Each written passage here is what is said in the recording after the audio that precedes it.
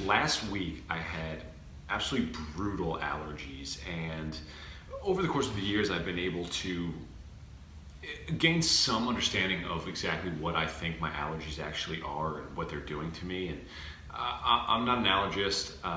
I'm not even sure that's what you call a doctor who studies allergies. However, I have a fair understanding of what I believe is happening to me, and the foundation of what it is that I think some allergen gets in my body, and once the allergen gets in, the reaction is just producing a system-wide status or state of rigidity.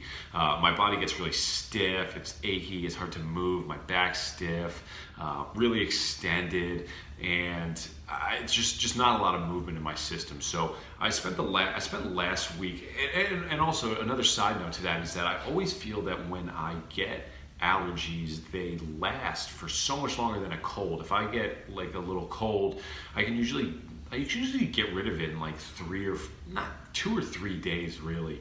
Whenever I get an allergy attack, the worst allergy attack I ever got was in Tucson, Arizona. I used to get brutal attacks once a year, once a spring training when I was working for the Diamondbacks. And so allergies are always the worst. It takes like a full week to really start getting it going. And I've tried a lot of different methods to get rid of it, and it really never goes away. So, but having this understanding of it producing a lot of rigidity, stiffness in my body. This past week, I had my sister's wedding, I had Christmas, and I just didn't want to feel like absolute crap during that time period. So for whatever reason, I was sitting in my bed watching House of Cards. I was under the rest protocol, and I just need to lay in bed, get a lot of fluids, which now I'm realizing more and more there's a load of crap, and at least for this particular situation. And what I did was I just decided, sat up, and I was like, screw this, I gotta find a way to get better. This sucks. What I'm doing right now is not working. So what I did was I went back into the depths of my brain, and I said, if somebody came to you with this issue where they're saying they're stiff, they have these allergies, they have this system that does not move right now, and having this understanding of the system, what would I tell somebody else to do? What would be my recommendations to somebody if they came to me with this issue? And I said, whatever that recommendation was, whatever my recommendation would be exactly what I was going to do. So I came to the conclusion that what I was going to try to do was I was going to try to find as much reciprocal alternating movement in my body. I was very stiff, I was very sagittalized, so I wanted to be able to get independent movement of my ribs, left side, right side, independent movement of my hips, left side, right side, upper body, neck as well. I wanted it all. I wanted to attack it neurologically. I wanted to hit I wanted to hit a freaking home run. So what I did was I did 4 PRI exercises. The first one I did was all 4 belly lift. All I wanted to do was just get my ribs down. So I thought that was as good of an exercise as I was going to get with that. I was going to feel a lot of abs. I wasn't going to feel a lot of expansion in my back, but we'll get there. After that, I went into the 90-90 hamstring. I just wanted to get my hamstrings involved with flexing my system and getting myself out of it in the extension state, which was just going to give me a lot more freedom of movement in the other planes. Okay, so after those 2, I went to the left or right side lying adductor pullback. Just wanted to get myself moving from the right side back to the left. After that, I went to an exercise I made up, which was, I guess I'll show it to you if I can, where sit on the ground and one arm back like I'm running with my hands, and then the other one I'm reaching in this long seated position, and then I'm just trying to really reach with that left hand and fill up my left posterior mediastinum.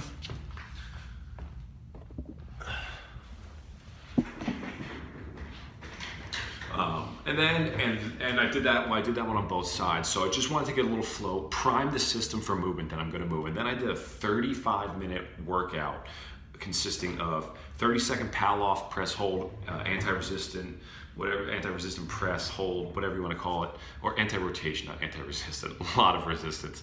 Anti-rotation hold, 30 seconds each side. Then I went to a bear crawl with water in my mouth to enforce nasal breathing. Really emphasizing pushing, really wanted to push with that, really reach with that and just pump that rib cage. I heard Pat Davidson talk about how cats, do something like that while they are about to go to sleep, which is essentially just priming their system for parasympathetic activity, and that's just getting them ready for sleep. It's putting them in a good state for sleep. So I was trying to get that rolling through the bear crawl. Really liked it going backwards too, because I really feel like I was able to propel and really reach back. Okay, so I did that. After that, I went to a row, just an alternating one-arm row, just gonna reach with both sides. As I go through it, 10 on each side. Again, I wasn't trying to go super hard. I'm just trying to get my system moving, all right? I'm not trying to over-sympathize my system. After that, I went to hamstring curls. I was in my bedroom, so I used, I flipped over the bathroom mat so it could slide, 10 of those.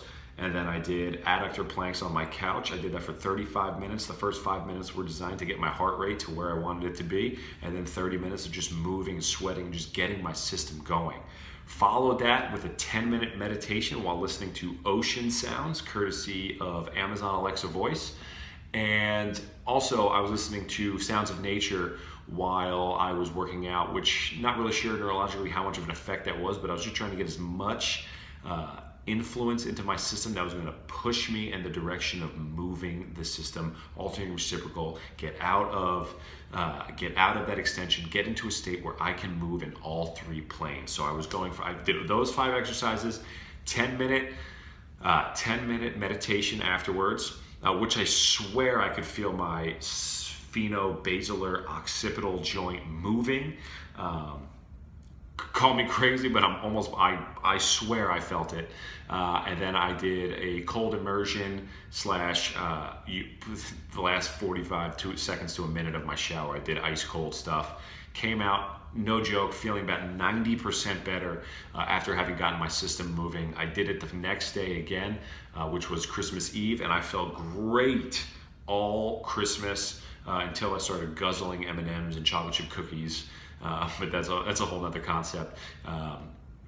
But did all that stuff, and it was really effective, and it really solidified, confirmed my suspicion about what it was doing in my body, just producing that rigid system, and how important it was to just get moving. I'm really intrigued to see how it's gonna play going forward. If I can continue to do exercises like this, keep pushing myself in this movement-based exercise protocol, just to see how that will affect how much allergies I have, or how strong paralyzing my allergies become in the future. So stay tuned for more information on that.